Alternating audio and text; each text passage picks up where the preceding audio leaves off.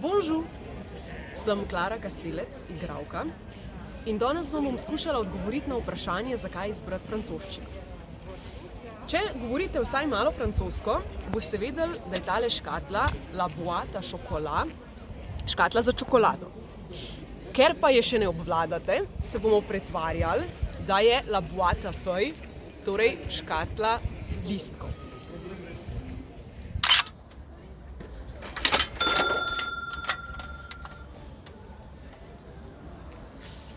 Če se v osnovni šoli zaljubiš v fanta, ki govori francosko, ne izbereš nemščine tako kot velika večina, ampak greš na francoščino. Mogoče je malce butast razlog, če ne zato, že ker Avstrijci govorijo nemško, ker so naši sosedje, ampak ljubezen nas dela malce obrnjene na glavo.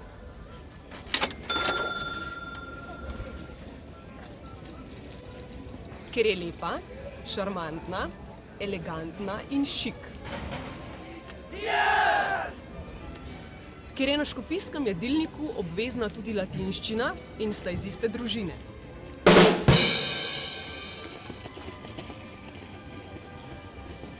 Ker na poletnem taboru v 3 slovenskih krasnah naletiš na 2 izgubljena Francoza, popotnika, ki so jo okradli in ne govorita angleško, kar je precej pogost pojav, zato ne nasedite izjavam, da danes govorijo vsi angleško, razen nekaj babic in dedkov.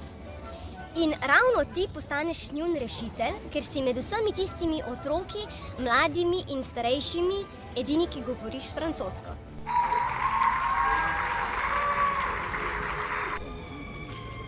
Če se vpišeš na AGRFT, na dramsko igro, dobiš za petje enega zelo zahtevnega profesorja, ki je čisti frankofil. In ker ga ne želiš razočarati, ne s fušanjem, ne slabo francosko izgovorjavo, ti pride zelo prav, da govoriš francosko.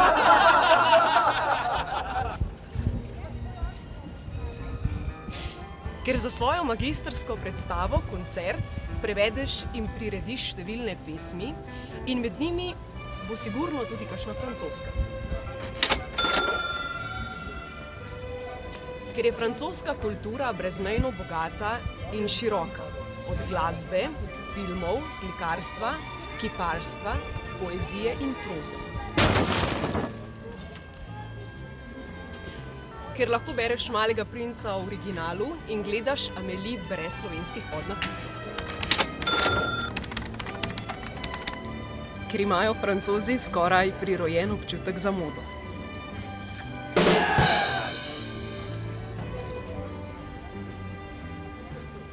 Ker je francosko kulinariko dobro ne le poznati, ampak tudi okusiti. In ko si na primer v Franciji na izmenjavi, lahko svoje francoske gostitelje vprašaš, kater smrdljiv, žlahten sir je na tvojem krožniku.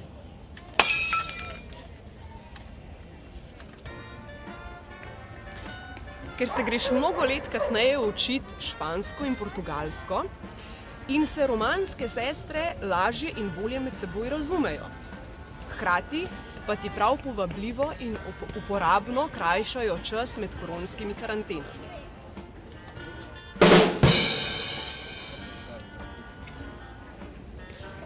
Ker ni res, da je angleščina ena in edina. Ker še vedno velja, več znaš, več veljaš. In več jezikov kot govoriš, bolj odprt je zate svet, več okenj se ti odpre. Več ljudi srečaš in več prijateljev spoznaš. Yes!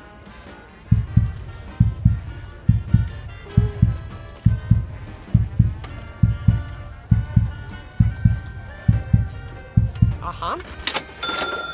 Ker mladi intelektualci in svetovljani morajo na potovanje v Francijo, ker ponuja nebroj možnosti za raziskovanje in odkrivanje, za občudovanje. Od Pariza do Provence in vseh tistih čednih kotičkov vmes.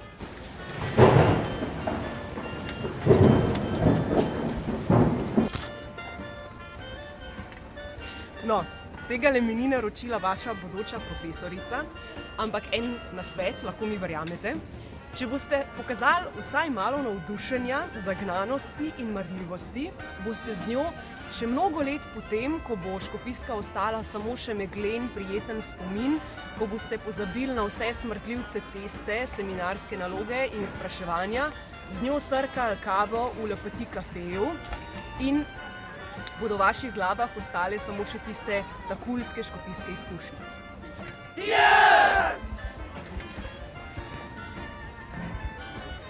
In če znate francosko, veste, da tole ni Šuštarski most, ampak Champs-Élysées.